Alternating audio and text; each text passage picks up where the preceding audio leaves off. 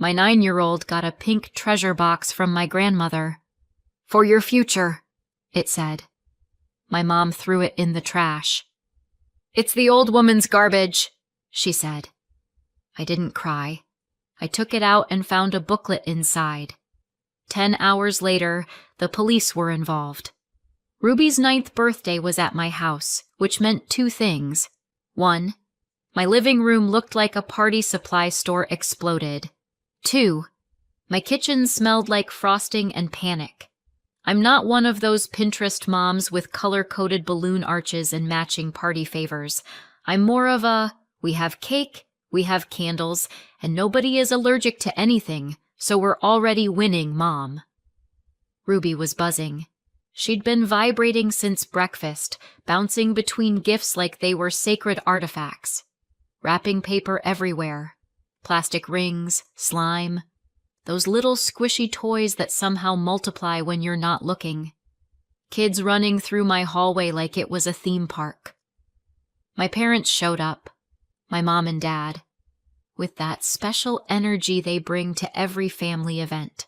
Like their presence is a favor, and the rest of us should be grateful they made room for it. My sister Rebecca was there too, with her daughter Isabella. Isabella is a year older than Ruby, 10, and looks like Rebecca's mini-me in the uncanny way some family genetics copy and paste like they're proud of themselves. Rebecca's hair, Rebecca's smile, Rebecca's I'm used to being admired posture. Even as a child, she carried herself like the world should adjust its lighting for her. I noticed the dynamic the moment they walked in. Rebecca didn't do anything openly rude. Isabella didn't do anything overtly mean. But the adults' attention drifted to them like a magnet. Oh my gosh, look at Isabella. She's so mature. She's going places. Ruby got plenty of smiles too. The kind you give a cute puppy before turning back to the dog show. I told myself I was imagining it. I always told myself that. Anyway, cake, candles, singing happy birthday with too many people and not enough rhythm. Ruby made her wish, cheeks puffed, and blew out all 9 candles like she was personally defeating darkness. That's when the package arrived. It wasn't a dramatic delivery. No violin music. Just a normal box placed by the door like every other package in America. But Ruby saw her name on it and lit up like someone had handed her a treasure map. It's for me, she said, already tearing at the tape. It's from your great-grandma, I told her, because I recognized the handwriting. My grandma, my dad's mom, had a way of writing names like she was blessing them. Ruby hugged the box to her chest for a second before opening it, like she could absorb the love through cardboard. Inside was a pink treasure box. Glittery, child magical, the kind of thing kids claim immediately with their whole soul. Ruby's hands were gentle as she lifted it out. Mine, she whispered. Before Ruby could even properly show what was inside, my mom stepped in. Not slowly, not kindly, like someone trying to snatch a hot pan before a child gets burned. No, she said too fast. You don't touch that. Ruby blinked. Why? My mom's tone shifted into her favorite mode. Practical authority. The voice she uses when she wants something to sound like common sense instead of control. It's garbage, she said. She sends weird things. It could be dangerous. Dangerous? Like my grandma had mailed a live raccoon. Ruby froze. Her fingers tightened around the little box. She looked at me, and I watched her joy stumble, like she'd stepped on a crack in the sidewalk. Then my mom did it. She took the entire treasure box, everything inside, the whole thing, and threw it in the trash in my kitchen. Not into some clean recycling bin. Into the real garbage. The one with the dirty stuff. The one you don't casually reach into unless you've lost something important or your dignity. Loud enough for Ruby and everyone to hear, she said, "It's the old woman's garbage." The trash lid slammed. A hard, final sound, like a door closing. Ruby froze for half a heartbeat, then her face crumpled, confused, embarrassed, hurt. The kind of hurt kids get when the world suddenly changes rules and nobody warned them. The room went weirdly silent. Kids stopped moving. Adults glanced at each other like they didn't know what to do. Someone's kid dropped a plastic fork and nobody laughed. Rebecca didn't say anything. Isabella just watched, eyes wide but curious, like this was a show she hadn't expected and didn't want to miss. My dad stood there the way he always does, present, but not stopping her.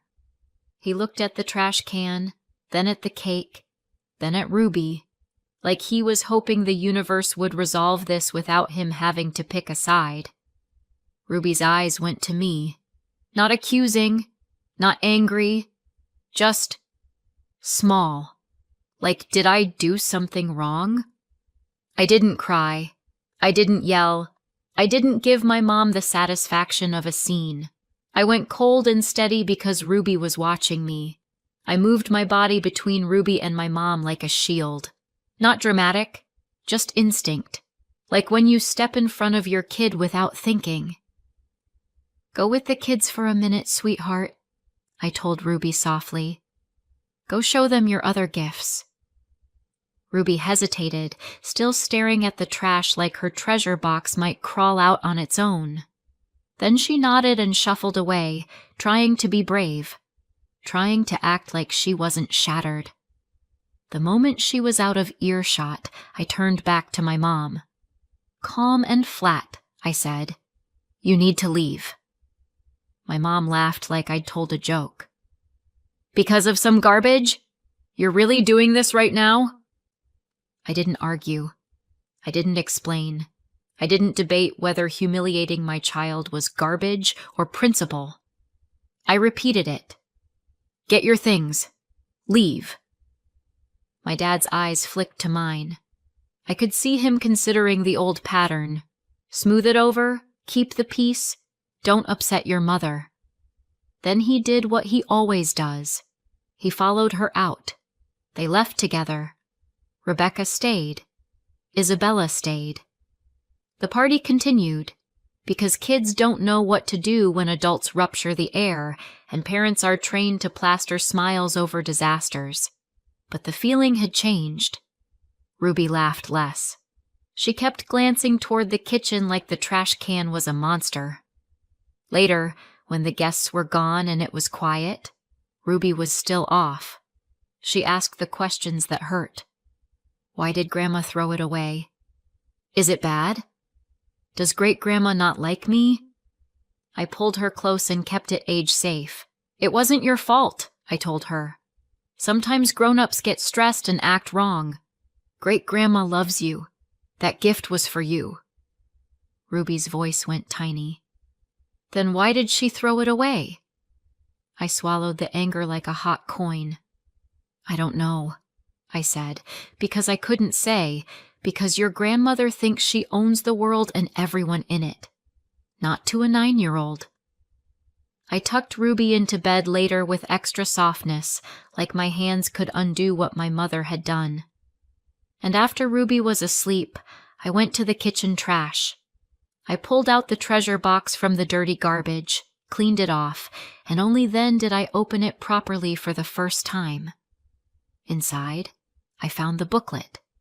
It had banking language. Ruby's name. The kind of paperwork grown-ups fight over. I still didn't know what it meant, only that my mom had reacted like she did. I didn't say anything out loud yet. I just put it aside and stared at it until my eyes felt dry. 10 hours later, the police were involved. My grandma is my dad's mom. That's an important detail in my family because my mother has always acted like it means everything my grandma does is optional. Optional love. Optional gifts. Optional respect. When I was little, my grandma used to send small things, birthday cards with cash taped inside, little for later envelopes. Not huge money, just the kind of careful, old-fashioned generosity that says, "I thought of you." My mom always opened them first. I have one memory I can replay like a home video. I'm 10. I'm in the hallway. I spot my grandma's handwriting on an envelope. Before I even touch it, my mom's voice cuts through the air. "Give it here." Not "let me help." Not "let's open it together." Just command. She peels the tape, counts the bills, and says, "We'll keep it safe." Like the money belongs to her the second it enters the house. When you're 10, you can't prove anything. You just learn the rules. My dad used to soften it. He'd hand me the card later and say, "Just call her, okay?" Like he was trying to keep peace in a house that didn't allow peace. He never fought my mom head on. He just tried to smooth the edges after she cut them. Rebecca, my sister, was different. She could do no wrong. If she wanted something, my mom called it smart. If I asked a question, my mom called it starting trouble. It wasn't one big event. It was 1,000 tiny moments where Rebecca got the benefit of the doubt and I got the side eye. By high school, Rebecca had become my mom's right hand. I can still picture it. Rebecca sitting next to my mom on speakerphone for bank stuff, writing down confirmation numbers like it was a job. My mom would say, "Don't worry, I handle these things." And Rebecca would nod like that was a compliment, not a warning. My dad got pushed out in quieter ways. At dinner, if Dad disagreed, my mom would cut him off with, "Ask your mother," and he'd go quiet like he'd learned silence was cheaper than a fight. As an adult, I moved out. But the pattern didn't. My mom still insisted it was easier if important mail and packages went through her. She framed it like help, like convenience. And because it's wrapped in family and help, it's hard to call out without sounding dramatic. Then Ruby was born. And I realized Ruby didn't just make me a mother. She made my mother feel entitled in a new way. Ruby became the newest lever. Let me handle it. I'll keep it at my house. I'll manage the mail. All disguised as support. Meanwhile, Rebecca had Isabella and the favoritism didn't stop at siblings. It inherited. It was subtle enough that I couldn't prove it because nobody said the quiet part out loud. It showed up in the way space got allocated. If there was one good chair, Isabella landed in it. If there was one extra slice, it drifted her way. If someone was handing out help, rides, sign-ups, I can take her for the weekend. It was always Isabella who got offered the upgrade. Ruby wasn't mistreated. She was managed. A quick smile, a pat on the shoulder, and then attention moved on like she'd already been accounted for, and I'd hear my own thoughts do the old dance. Maybe I'm making this up. Maybe I'm just sensitive. Then it would happen again. So when that pink treasure box showed up for Ruby, something clearly meant for Ruby's future, it wasn't just a gift. It was a bright, undeniable moment where my mom couldn't pretend she was being neutral. And when she threw it away in front of Ruby, it didn't feel random. It felt like the old pattern snapping into a new shape. The next morning, I dropped Ruby off like everything was normal. That's the thing about being a parent. You learn to perform stability with the same skill you used to reserve for job interviews. Ruby still looked shaken. Her eyes kept flicking to me, like she was checking whether I was okay too. "I'm okay," I told her. "You're okay." She nodded, but she didn't believe me. Not fully. Then I drove to the bank named on the booklet. I walked up to the counter and handed the booklet over like it was nothing, like I was asking about a savings account with $20 in it. "Can you tell me what this is?" I asked. The teller typed something in, and her face did that quick shift, professional mask slipping for half a second. It was subtle. If I didn't spend my whole life reading people, I might have missed it. She asked for my ID. I handed it over. She didn't tell me anything, just said, "One moment," and disappeared into the back. I waited. Too long. Long enough to consider whether I'd accidentally walked into a felony. People kept glancing over. A second employee appeared. Someone whispered. I could feel it. Something was off, and nobody was letting me in on what. I sat there trying to look calm, because I didn't want to be that woman in a bank lobby. Inside, my mind was running. Is this a scam? Did I just walk into someone else's account? Is this why my mom called it dangerous? Then the police walked in. I was still sitting there when they approached me calmly and asked to speak with me. My stomach dropped. I kept thinking, this is Ruby's birthday booklet. What did I walk into? The officer asked for my ID again. I handed over my driver's license. He looked at the photo, looked at my face, checked the document carefully, like he was making sure I was real. I could feel my heartbeat in my throat. He asked basic questions, measured and practiced. Where did you get this booklet? Why did you come in today? Have you ever had an account here before? Has anyone asked you for your documents or tried to use your identity? I answered truthfully. It was in a birthday gift for my daughter, I said. My mom threw the whole thing in the trash. I pulled it out later. I came in because I didn't know what it was. The officer listened without reacting. That calm face cops have when they've already heard 50 versions of human behavior that day. Then he told me the only thing he would confirm, without giving a lot of details. The bank had flagged this as a potential identity fraud situation. Someone had been attempting to impersonate an authorized person tied to the account. Would you like to file an identity theft report? He asked. I just stared at him. Identity theft. From a child's birthday gift. My brain tried to reject it like a bad email attachment, but I heard myself say, yes. He took a brief statement, gave me a case number, and then he left. Just like that. No handcuffs, no dramatic reveal. Just a paper trail and the hollow feeling that someone had been wearing my name like a mask. The police left. I went back toward the counter. The bank staff's energy was completely different now, overly polite, careful, almost relieved, like I had passed some invisible test. A manager brought me into an office and apologized in that careful corporate way. We had to verify who you were because of activity on the account. He explained the minimum. I was listed as an authorized adult on the account, even though I didn't know it. The manager tapped the booklet and said, "This is a 529 college savings plan your grandmother opened for Ruby." The account was flagged because someone attempted actions they weren't authorized to perform. Now that they'd verified it was actually me, they could finally show me what they were allowed to show me. Then he printed a summary sheet and slid it across the desk. I saw the balance for the first time.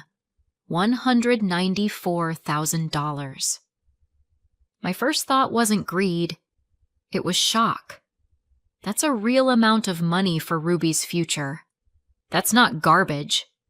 On the printout, I saw attempted action lines, requests that were submitted and denied, and one line jumped out so hard my vision narrowed. An attempted change to the beneficiary. I read the name tied to that attempted change, and my blood went cold.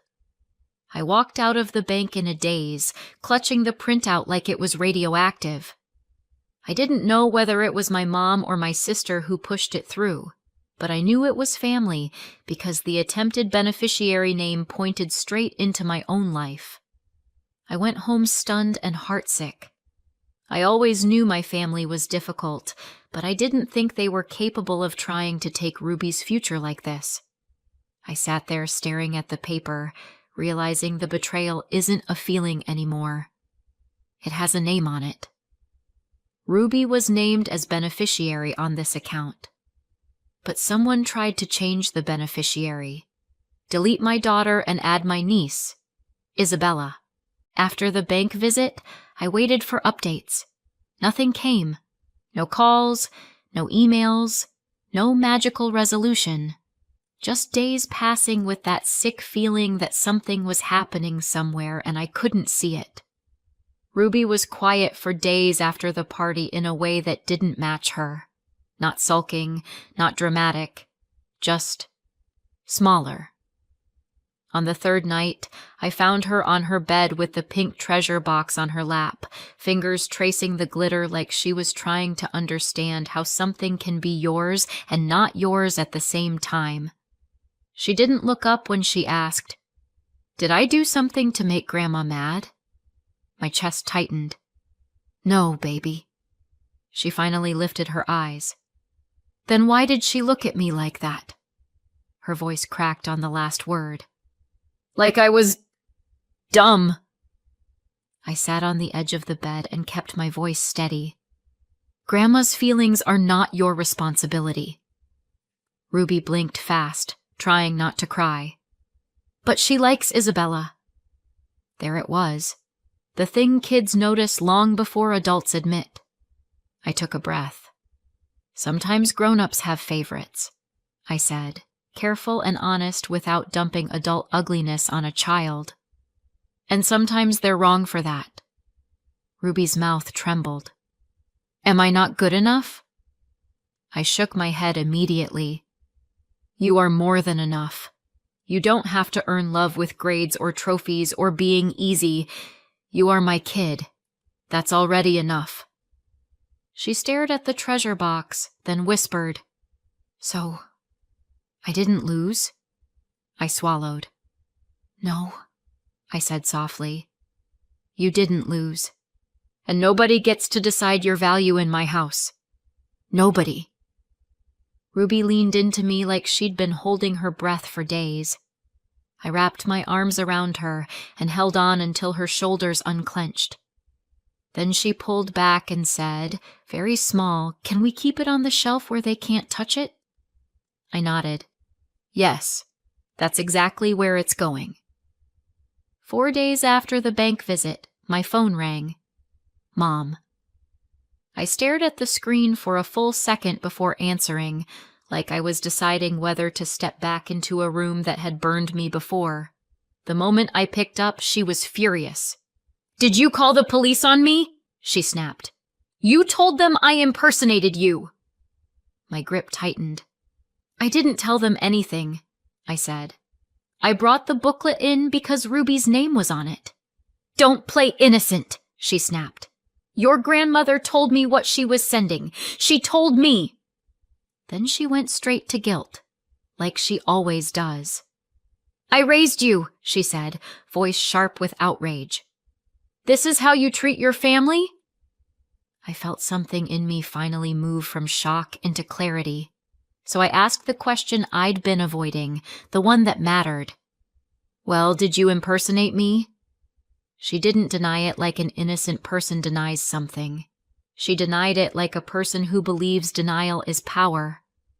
"No," she said. "I'm your mother. You wouldn't exist if it weren't for me." That wasn't an answer. It was ownership. My stomach turned. I said the one fact that mattered, the one she couldn't talk around. "Well, someone tried to change the beneficiary from Ruby to Isabella," I said.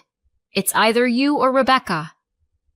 There was a beat of silence, just enough to prove she understood exactly what I meant. Then she pivoted, not to innocence, to justification. "Do you think it's fair your daughter gets everything and Isabella gets nothing?" she hissed. "I don't know how you manipulated your grandma, but it's not going to work." My voice went very calm. "So it was you?" And then my mother said the thing that still makes my skin crawl, because she said it like she was being reasonable. "You don't understand," she said. "That's her life. She is so talented. You know how expensive good education can be. You can't take it away from her. She is your niece." I stared at the table in front of me for a few seconds. "And Ruby?" I said. "It's different," she snapped. "Don't twist things." Different. I tasted blood where I'd bitten my tongue earlier in the call. I didn't even remember doing it.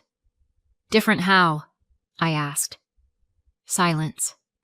Not angry silence. Not dramatic silence. A silence that said, "Because I decided so." I clicked off. I didn't need more. I had clarity, and it hit me like grief. It wasn't just that they tried to steal money.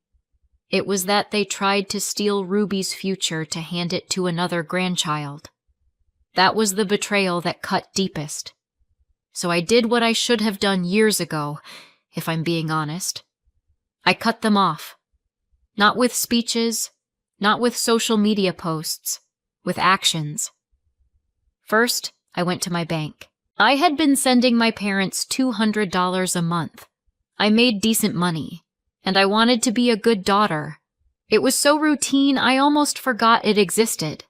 I canceled it. Turns out I could press cancel just fine when it wasn't wrapped in guilt. My finger hovered for a second over the confirmation button because muscle memory is powerful. Then I pressed it anyway. Next, I called Ruby's school and removed Mom and Rebecca from every pickup, emergency, and contact list. I removed their numbers like I was pulling thorns out of skin. No more help, no more openings. When I finished, I just stood in my kitchen feeling strange, numb, shaky, like my body didn't know what emotion was appropriate for. I just ended the family I was born into. I stared at my phone thinking about calling my grandma. She was 91. I didn't want to scare her. I didn't want to add stress. I didn't want to be the reason her heart raced. I was still holding the phone when there was a knock at my door. I opened it, and my grandma was standing there. That alone shocked me. I usually visited her. She didn't come out like that very often. Next to her stood a young man I didn't recognize. My grandma stepped inside like she owned the air, small and steady. The young man followed, carrying a folder. Ruby came downstairs and froze. Then her face lit up. "Great, Grandma," she said, and ran right into her arms. They had a warm, grounding moment. Affection, reassurance, Ruby feeling chosen and loved. My grandma stroked Ruby's hair like she was smoothing something frayed. I watched it and felt something soften in my chest that I didn't realize had turned to stone. After a minute, my grandma looked at me. "Can we talk alone?" she asked. Ruby went off to play. My grandma nodded at the young man. "This is my attorney," she said, "and a good friend." He smiled politely, the way attorneys do when they're about to change someone's life. My grandma didn't waste time. "The bank called me," she said. "They told me everything." I felt my stomach drop. "Grandma, I didn't want to." She held up a hand. "You did nothing wrong." Then she said, very calmly, "I decided not to press charges." My breath caught. She continued, "It's family."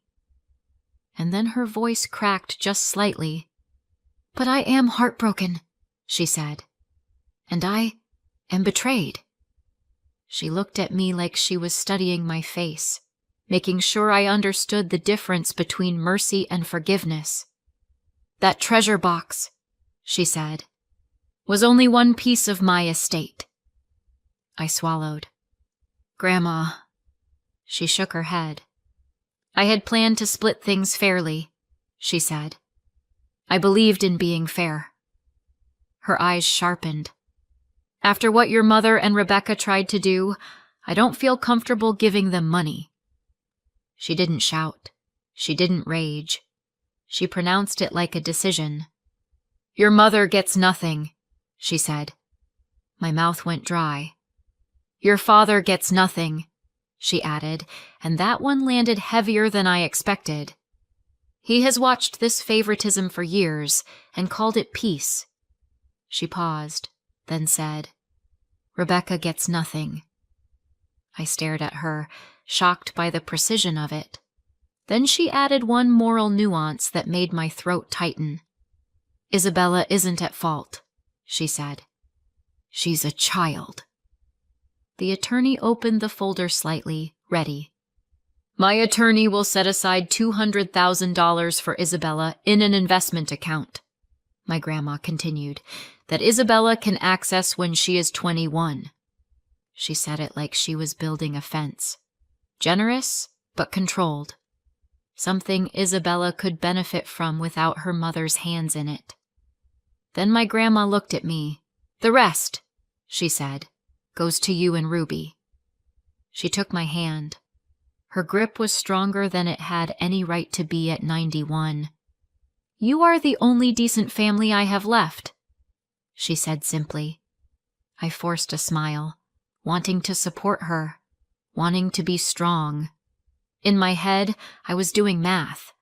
I expected maybe 300, 400,000 in savings. A lot, but not life-altering. The attorney slid a paper toward me, and I stopped breathing. It wasn't a few 100,000. It was $1.2 million planned for me and Ruby. I just stared. "Are you sure?" I whispered. That's a lot." My grandma nodded once. "Yes." Then she leaned closer. "And you will keep it secret," she said.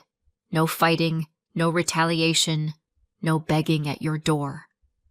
The attorney added quietly, "The paperwork is already signed and in motion." My grandma's voice went soft for the first time all day.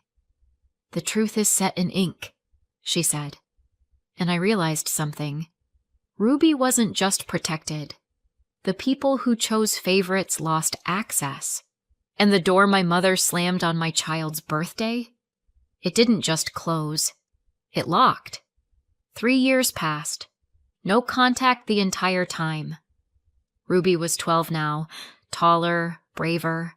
Still Ruby. We lived comfortably in a nice house. Not flashy, but solid. Safe.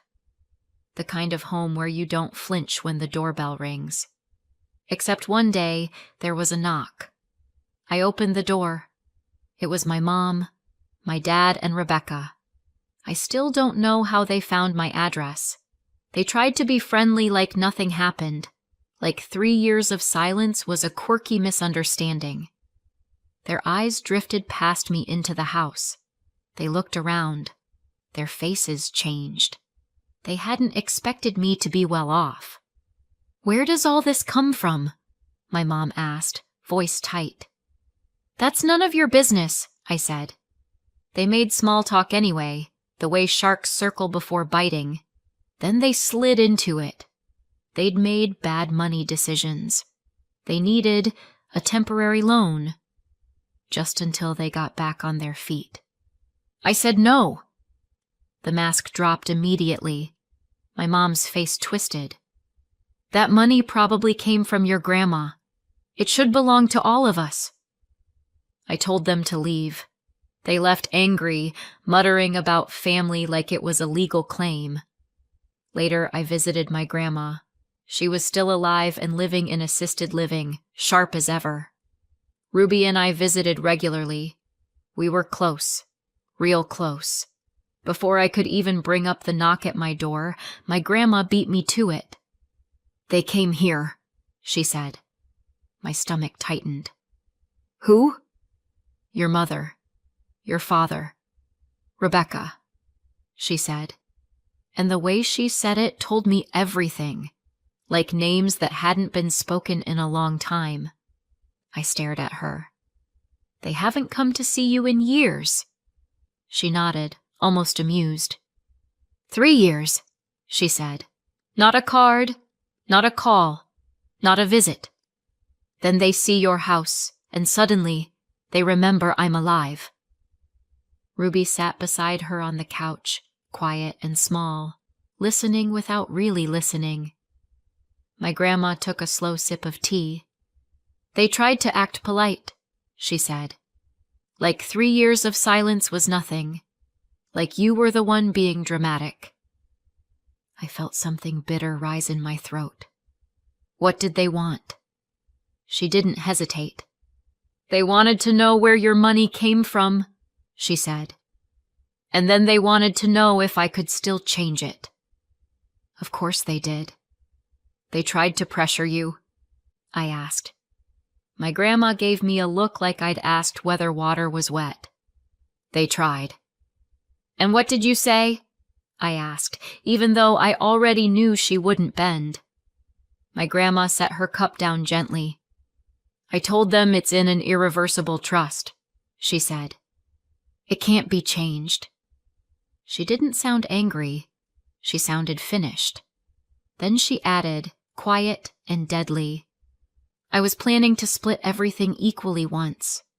Then they showed me who they were. I pictured them standing in her assisted living apartment, smiles too wide, hope in their eyes, not hope for her, just hope for the money. People who couldn't be bothered to visit her until they thought there was something left to grab. And then? I asked. My grandma shrugged like it was weather. They left defeated.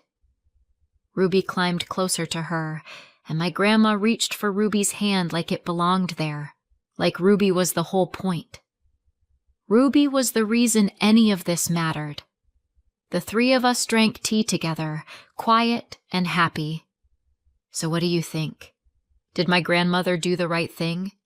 Was it okay to cut off her son and my sister Rebecca? And was I right to accept her gifts?